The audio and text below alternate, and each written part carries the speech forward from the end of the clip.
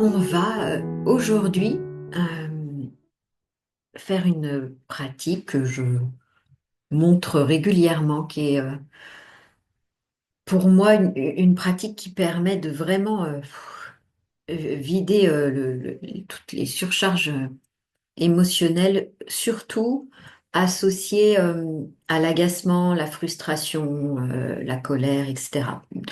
Ça peut fonctionner tout à fait dans d'autres euh, types d'émotions. Vous ferez vos tests, vos propres expérimentations, mais c'est vrai que quand on sent que quelque chose va nous crisper, eh ben, autant aller au bout de cette crispation, parce que c'est ce que le corps appelle, pour l'évacuer et après s'apaiser et passer à autre chose. Bonsoir, bonsoir, je vois que ça se connecte. Ce qui me permet de faire un rappel hyper important par rapport au processus un peu d'étape d'apaisement. Vous le savez, vous l'avez sûrement vécu, quand vous êtes agacé, quelqu'un vous dit allez, pose-toi, respire. On a juste envie de, je sais pas quoi lui faire, mais c'est pas le moment. Le moment, là, c'est d'extérioriser cette crispation, cet agacement, mais de façon intelligente. On ne va pas se mettre à taper sur n'importe qui, à hurler sur n'importe qui, etc. Donc, on peut aller crier dans un coussin, on peut taper sur un coussin, on peut aller courir et tout ça, oui. Mais le piège, ça serait d'en rester là. Donc, d'aller courir en se disant, allez, je décharge mon stress en courant, ou voilà. Oui, mais non.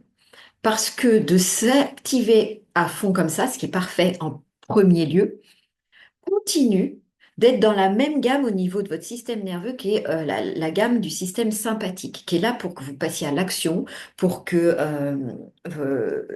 là où vous devez fuir, combattre, entre guillemets, hein, en lien avec le stress, tout ça, vous puissiez le vivre. Donc, vous restez dans la même gamme. Vous êtes dans l'action, vous êtes en train de courir. On court d'habitude, enfin, avant de courir pour le plaisir, très très archaïquement parlant, on courait en cas de danger. Donc, dans notre corps, c'est encore assimilé danger. Voilà. Donc, du coup, on a un stress, on a un agacement et tout ça, on se met à courir en se disant, ouais, ça va me faire du bien. Oui, bien sûr. Puis en plus, en faisant du sport, il y a les endorphines, il y a tout ça. Donc, je dis surtout pas, ne faites pas de sport. Mais l'ajout qu'on fait rarement, c'est par exemple à la fin, quand vous étirez tout ça, mais surtout encore plus après, c'est une pause intériorisation où vous respirez calmement, etc. Et là, vous allez pouvoir vraiment agir sur les deux tableaux, le système sympathique qui avait besoin de vider le surplus, puis activer le système parasympathique ventral qui régénère, qui permet de se retrouver en lien avec soi-même et a fortiori ensuite avec autrui. Donc, aujourd'hui, on va faire la pratique du moulin voilà, que j'adore, qui vient activer, et on terminera par respirer calmement en indiquant à notre corps, on a fait le moulin, on s'est excité, mais t'inquiète, il n'y a pas de stress, tout va bien. Pour cela, vous allez vous mettre debout, aller au bout justement de cette crispation, donc vous inspirez et vous devenez tout crispé de partout, mais notamment le haut du corps, point serré. Ça, c'est l'inspire. Pendant une apnée, vous allez mouliner, c'est pour ça que j'appelle ça le moulin. Quand je dis apnée, attention, si vous avez des soucis cardiaques ou respiratoires, bah, vous continuez de respirer, vous ne faites pas d'apnée. Donc vous moulinez, et à l'expire, vous soufflez, mais vraiment très fortement. Donc l'image, c'est tout ce que vous aviez là accumulé, vous l'envoyez très très loin, vraiment loin, plus loin impossible de vous. Donc on est parti, on va en faire trois. Inspire, en apnée, vous moulinez. Et sentez-vous libre de bouger le reste du corps s'il y a besoin. Voilà.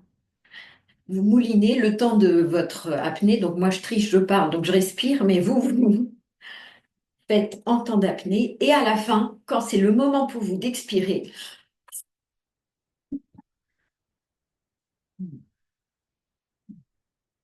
et après, vous voyez, vous pouvez avoir un soupir après. On est reparti. On inspire. Apnée.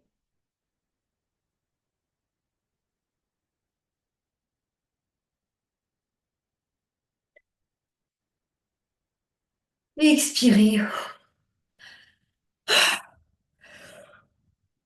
Ça peut amener les bâillements parce qu'on ramène de la respiration, on amène le corps à vider ses toxines. Dernière fois pour là aujourd'hui, mais vous pouvez en faire 6, 9 fois. Inspirez, gorgez-vous, devenez un bloc de contraction, d'agacement, de crispation, de tout ce que vous voulez. Moulinez pour continuer d'amener cette contraction et le corps en mouvement pour que l'adrénaline cortisol soit utilisée à bon escient et ne soit pas stockée dans des organes qui n'ont rien demandé. Et expirez. Oh. Amenez les plus grands soupirs après.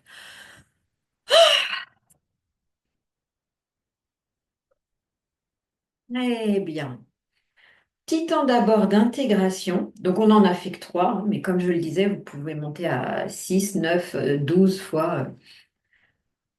Voilà. Sentez ce qui se passe déjà dans votre corps après avoir fait ça. Et on va venir compléter par un apaisement tout simple. On met la main au niveau de l'abdomen, on met l'autre au-dessus de la poitrine, au niveau du sous-claviculaire. Et vous venez juste respirer sous vos mains, si possible en commençant par le ventre.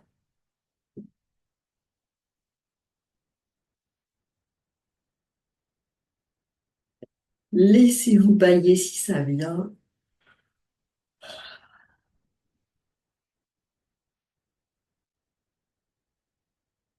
Et venez amener des pensées vraiment d'apaisement. C'est voilà, je me suis activée précédemment, mais c'est OK. Je suis pas en danger. C'était juste pour évacuer le surplus.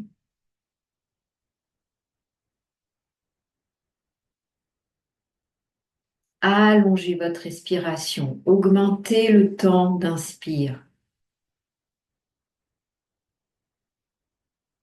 Augmentez le temps d'expire.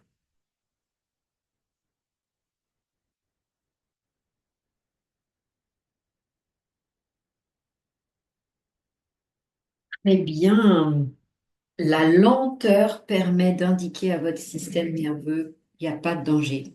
Parce que quand on est en danger, il n'y a rien de lent. C'est de l'urgence, c'est de la rapidité.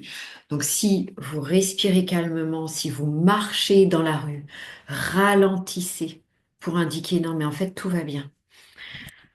Si vous voulez partager comment ça va maintenant après cette pratique, comment ça s'est passé pour vous, eh bien, sentez-vous libre de le faire.